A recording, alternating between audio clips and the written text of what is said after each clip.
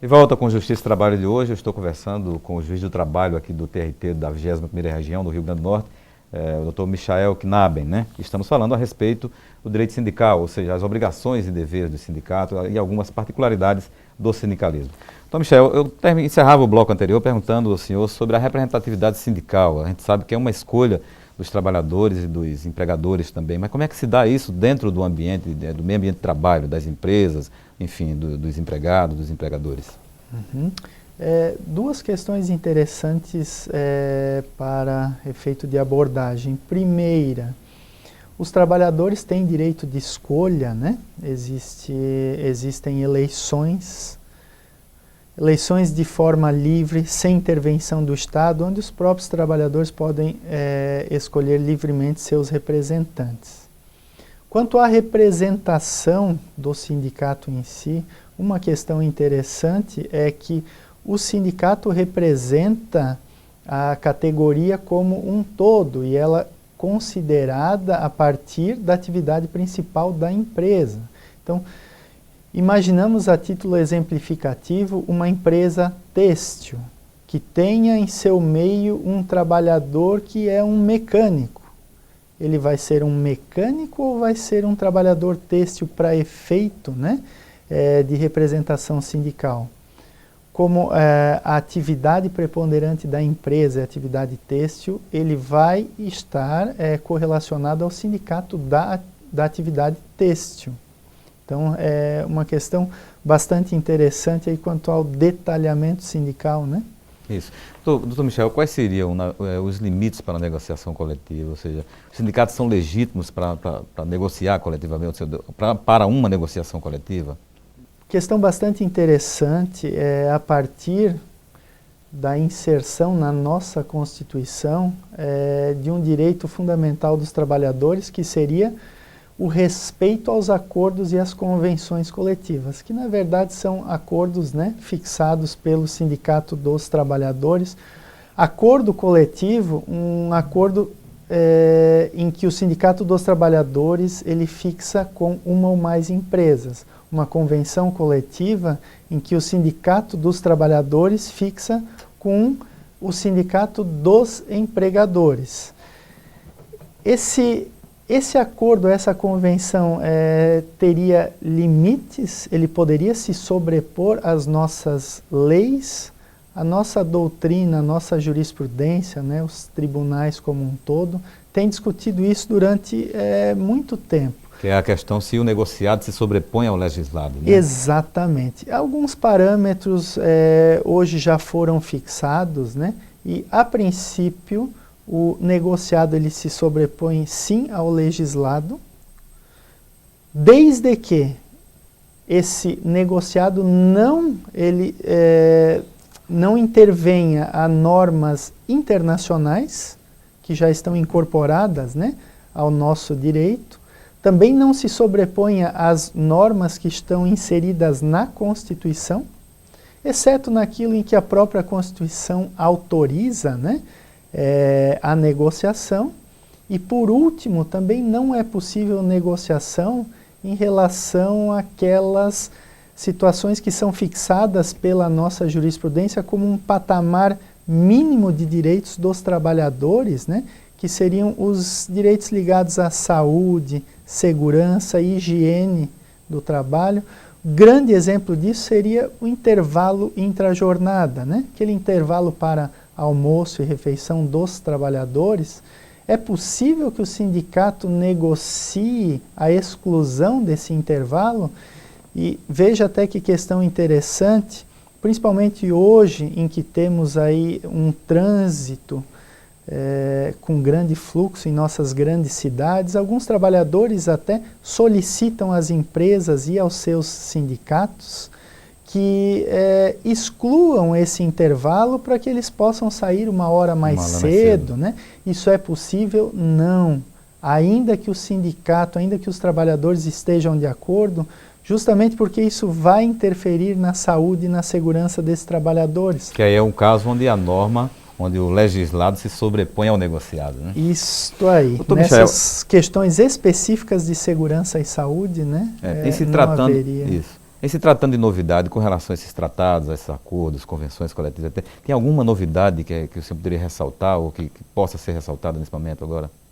Sim, uma nova discussão é a questão da ultraatividade das normas coletivas. O que seria isso?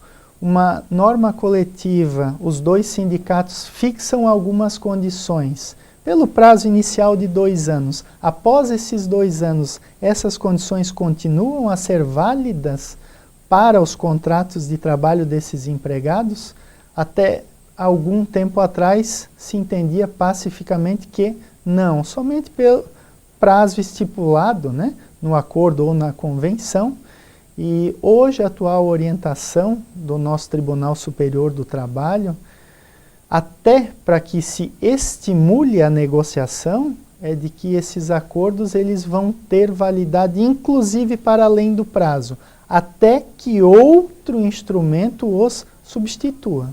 Doutor Michael, nosso tempo de televisão infelizmente já está indo, né? Nós teríamos mais algumas questões a serem levantadas aqui, importantes, lógico, mas de qualquer maneira nós o deixamos à vontade com os nossos telespectadores para suas considerações finais sobre o tema, levantando até algum aspecto, algum elemento que possa ser importante na discussão desse tema, né? Eu só gostaria de destacar a importância do sindicato para a nossa sociedade, né, em tempos atuais. A Justiça do Trabalho hoje ela tem um fim muito próprio, que é a resolução de conflitos. O sindicato hoje, tanto o sindicato quanto o Ministério Público do Trabalho, né, eles precisam atuar como parceiros da justiça e assim como parceiros da sociedade como um todo. Nós precisamos cada vez estarmos mais atentos à resolução, né, de conflitos sociais, de que forma nós vamos conseguir evitar futuros conflitos, né? E para isso chamamos sempre a atenção dos sindicalistas como um todo, que estejam atentos, né, na fixação de normas coletivas, que estejam atentos à fixação de normas que estejam ligadas à saúde e segurança dos trabalhadores. Hoje, grandes temas são o adoecimento dos trabalhadores, né? Então, que estejam cada vez mais preocupados não somente com questões de reajuste, questões salariais, mas também com segurança e saúde dos trabalhadores. Ok, muito obrigado, mais uma vez, muito obrigado pela sua gentileza em atender ao nosso convite e aqui vir conversar sobre um tema tão recorrente dentro da nossa sociedade, né?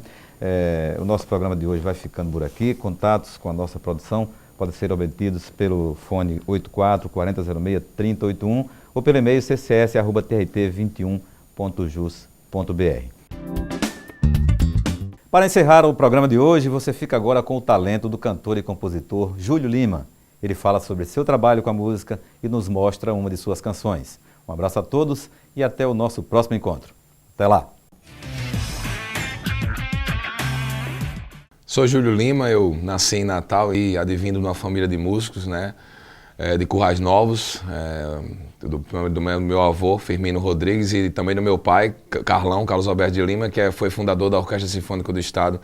Tive música dentro de casa, né, a música sempre fez parte da minha vida, mesmo quando eu não tocava. Então é muito bom morar no Rio Grande do Norte e poder fazer a nossa arte, apesar de toda a dificuldade que existe, mas sempre tem as brechas para que o sol possa passar por elas, e nesse caso um sol, até digo do segundo CD, o Sol Novo, um sol musical.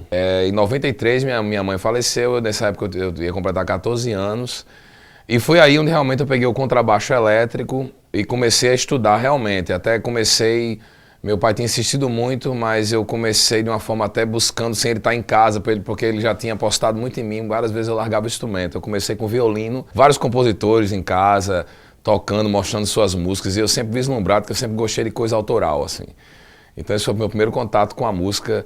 A música como trabalho para mim, eu acho que eu despertei muito tempo depois, porque a música para mim é uma diversão tão grande que fica assim, difícil pensar que é um trabalho, né? Então foi assim que eu me descobri. Eu acho que a partir dos 24, que eu disse 22, 23 por aí, que eu parei e disse, cara, realmente é uma profissão e tal, passei a me profissionalizar mais e tudo. Bem, a composição, ela já é uma coisa que eu também passei muito tempo para me dar conta, mas que já nasceu comigo. Desde criança eu ficava brincando de fazer músicas, principalmente com meu tio Magnus Lima, irmão do meu pai, que também é dessa família advinda de músicos. ele me fazia fazer versões de músicas que tocavam no rádio, Titãs, Paralamas, enfim, coisas que tocavam na época música boa na rádio, né? Eu consegui até hoje ter esse acervo hoje de mais de 700 músicas autorais, fruto desse trabalho, nessa realidade, desse vício de compor. Eu me sinto felicíssimo, assim. Eu acho que se eu não tivesse a música, eu não sei nem se eu estaria nesse mundo aí que precisa de muito amor e o amor também é música, né? Porque a música, como Irã Barreto, o grande artista daqui, falou pra mim, Júlio, toquemos música, porque a música é um dos caminhos que levam a Deus. Então é isso, né? Sou um artista dos palcos, das salas e sempre com a música tatuada no meu âmago, né? Sempre com essa alegria, com essas notas pelo ar. Sou Júlio Lima, cantor e compositor potiguar, um operário da música e quero estar aqui tocando pra vocês aqui com o maior prazer a música título do CD. Há sempre música, há sempre compassos no firmamento. Há sempre notas que se confundem com uma paisagem, onde a melodia abre lindos caminhos. No mundo harmônico, há sempre música pelo ar,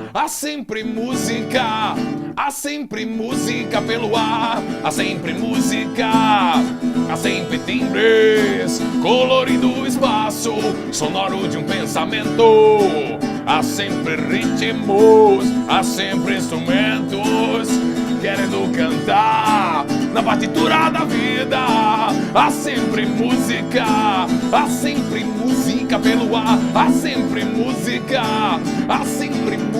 pelo ar, há sempre música pelo ar, há sempre música. Não importa o que seja, grave, médio ou agudo, não há preconceito no som. O silêncio é nas pausas e é tão importante pra poder se criar o quadro de uma canção. Há sempre música pelo ar, há sempre música pelo ar, há sempre música pelo ar, há sempre música. Pelo ar.